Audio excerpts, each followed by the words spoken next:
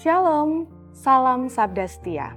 Hari ini, Minggu 4 Mei tahun 2025 dengan tema Injil Sukacita Tuhan. Bacaan terambil dari Lukas 10 ayatnya yang ke-21 sampai 24. Namun sebelum kita membaca dan merenungkan firman Tuhan pada hari ini, mari kita bersatu dalam doa, kita berdoa. Ya Tuhan, sebelum kami beraktivitas di hari ini, kami butuh petunjuk firman-Mu. Pimpin kami ya Allah Roh Kudus, agar kami dapat mengerti makna sabda-Mu ya Tuhan. Dalam nama Tuhan Yesus Kristus kami berdoa. Amin. Ayat emas Lukas 10 ayat 21 yang demikian bunyinya, pada waktu itu juga bergembiralah Yesus dalam Roh Kudus dan berkata, Aku bersyukur kepadamu Bapa, Tuhan langit dan bumi, karena semuanya itu Engkau sembunyikan bagi orang bijak dan orang pandai, tetapi Engkau nyatakan kepada orang kecil. Ya Bapa, itulah yang berkenan kepadamu. Sahabat setia, pada hari Sabtu, majelis gereja menerima pesan WhatsApp dengan pertanyaan, Pak atau Ibu majelis, siapa yang khotbah kebaktian minggu besok? Setelah diberitahu mengenai jadwal pelayan firman, pengirim pesan itu memberi komentar. Yah, itu lagi. Apakah tidak ada Bapak Ibu pengkhotbah tamu dari gereja lain? Ada juga percakapan dari jemaat yang baru saja pulang dari kebaktian, merasa hampa karena tidak mendapat sesuatu yang bisa menginspirasi, menyegarkan, dan meneguhkan iman mereka. Bahkan mereka merasa tidak ada rasa sukacita dan kegembiraan.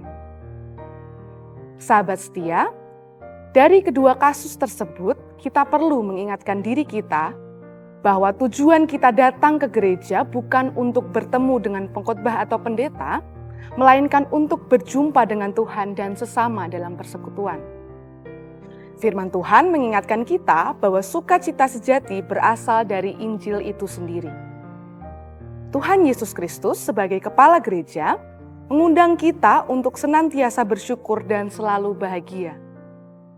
Mari kita kembali mendengarkan ajakan Injil yang mengajak kita memperbarui diri agar kita bisa merasakan kembali sukacita dan kegembiraan. Sukacita yang sejati adalah buah dari perjumpaan pribadi kita dengan Tuhan Yesus Kristus.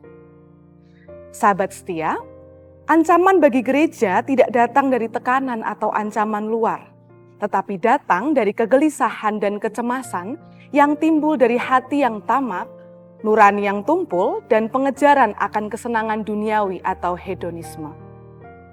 Hal ini membuat tempat bagi kehadiran Allah di hati kita menjadi semakin kecil. Allah menjadi tersembunyi dan tidak dikenal oleh orang-orang yang merasa bijak dan pandai. Tetapi Allah dapat ditemukan oleh hati yang terbuka terhadap sukacita Injil. Di dalam Lukas 10 ayatnya yang ke-21.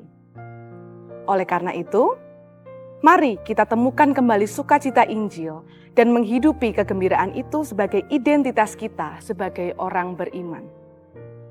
Hidupkan sukacita yang berasal dari Injil dan bagikan kepada sesama dengan sapaan, senyuman, dan wajah yang gembira di setiap perjumpaan kita, baik di gereja, di tempat kerja, dan di lingkungan kita. Amin. Mari kita bersatu di dalam doa. Terima kasih Tuhan untuk firman-Mu pada hari ini. Kami ingin bersandar pada firman dan kehendak-Mu. Dalam nama Tuhan Yesus Kristus kami berdoa. Amin. Selamat beraktivitas, Tuhan Yesus memberkati kita semua. Salam setia, susah enak, tetap ingat Allah.